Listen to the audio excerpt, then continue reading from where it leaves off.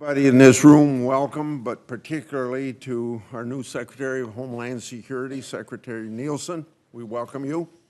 Thank you for taking time from your busy schedule to be here for a very important part of Congress's responsibility to do congressional oversight. Your department is a very important part of the executive branch, plays a very central role in overseeing our lawful immigration system besides protecting the country and our people. Oversight is a very important part of what we do here in Congress. Events like today's hearing provide an opportunity for the people's representatives to investigate and question the policies and actions of the executive branch. There are important issues in your department's jurisdiction that are facing our country. One of those important issues is the continuing fate of at least 690,000 individuals enrolled in the DACA program. Every member of this committee, especially this member, has an interest in ensuring that we find a fair and equitable solution for that population. I hope my colleagues also share my concern about the continued integrity of our nation's lawful immigration system and the safety of those who call America home. It's imperative that we make sure that 20 years from now, we don't just wind up right back where we are now at the negotiation table on the same immigration issues. In order to do that, the simple fact is that any DACA solution has to answer issues like border security, interior enforcement, chain migration. So let me take a minute and explain what I mean by border security. Real robust border security is a puzzle, and it has many pieces. One piece of this puzzle, but just one piece, is the need for technical and technological infrastructure. That includes a combination of wall where appropriate, fencing, drones, radar, everything in between. But another piece, and I believe you will agree, a very important piece, is the legal authority to apprehend, detain, and remove people that illegally enter our country. Unfortunately, our current legal authorities are riddled with loopholes and don't allow us to effectively do that. Just ask any CBP officer about how effective our current authorities are. The answer you hear is pretty clear. They aren't very effective. That's why border security provisions in any eventual DACA deal need to include changes in authorities. Infrastructure without legal authority changes is useless. But border security alone isn't enough. We also have to make changes to our interior enforcement to allow us to easily remove dangerous criminal aliens. Your department needs increased authority to remove human traffickers, sex offenders, criminal gang members, drunk drivers, and terrorists.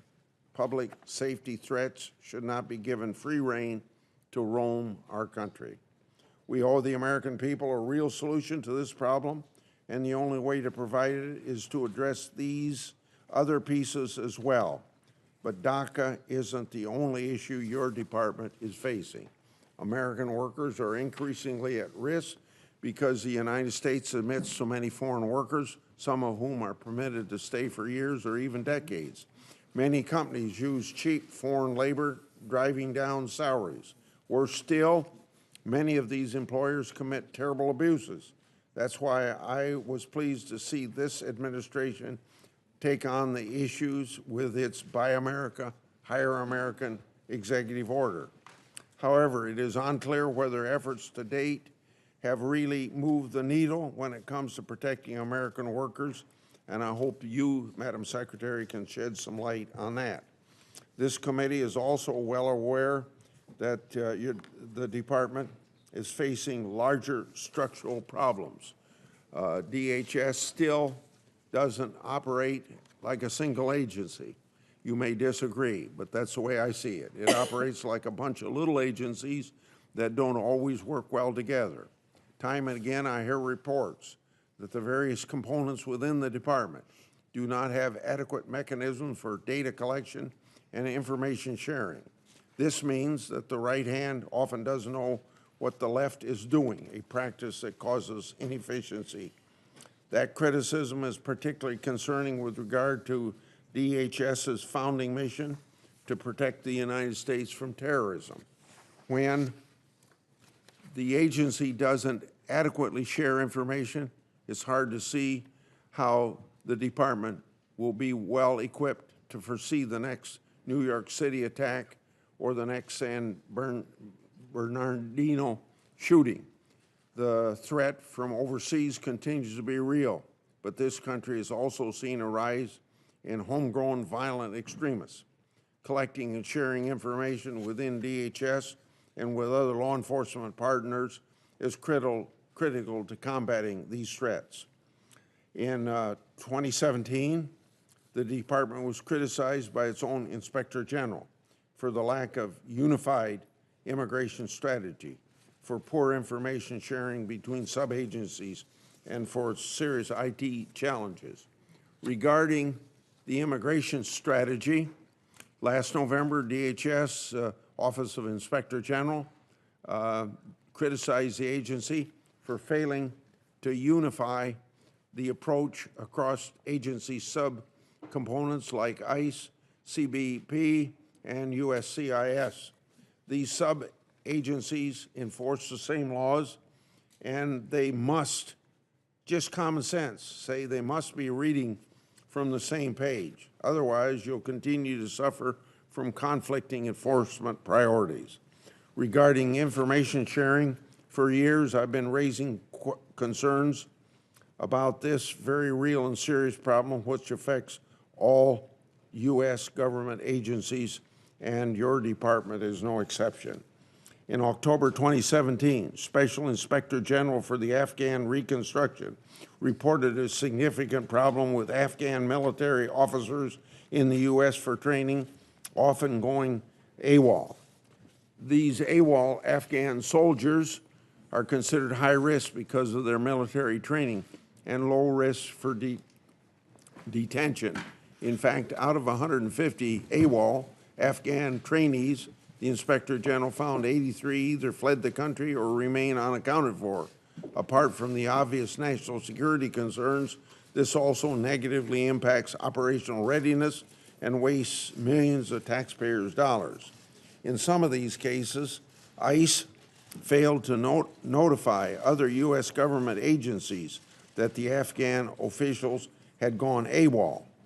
And I hope the department is working to implement the Inspector General's important recommendations.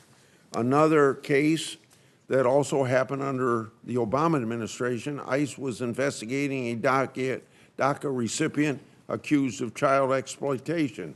Because ICE failed to share information with the rest of the department, the man was issued an employment authorization document and was able to get a job at a summer camp where he harmed several children before he was caught. And of course, it's obvious that that's a tragedy. This kind of completely avoidable failure should never happen. But all of your department's OIG reports, the recent ones at least, suggest that DHS needs serious improvement when it comes to sharing information between components. The same is true of information technology. In 2017, every single department OIG report that touched on the IT system had something critical to say. And in some cases, like the CBP, your OIG said that the IT systems are so old and ineffective that they're a risk to public safety and national security. This risk became real for hundreds of thousands of holiday travelers when CBP's system went down 2 weeks ago on January 2, stranding them at U.S. airports around our country. On top of that, the department still has not fulfilled its decades-old promise to create a working exit-entry system. Because DHS has never been able to complete this system, we don't know who has departed this country, and that means we also don't know who is still here. Statistics show that almost half of the aliens unlawfully present in the United States, came here legally, but overstayed their status when their status expired.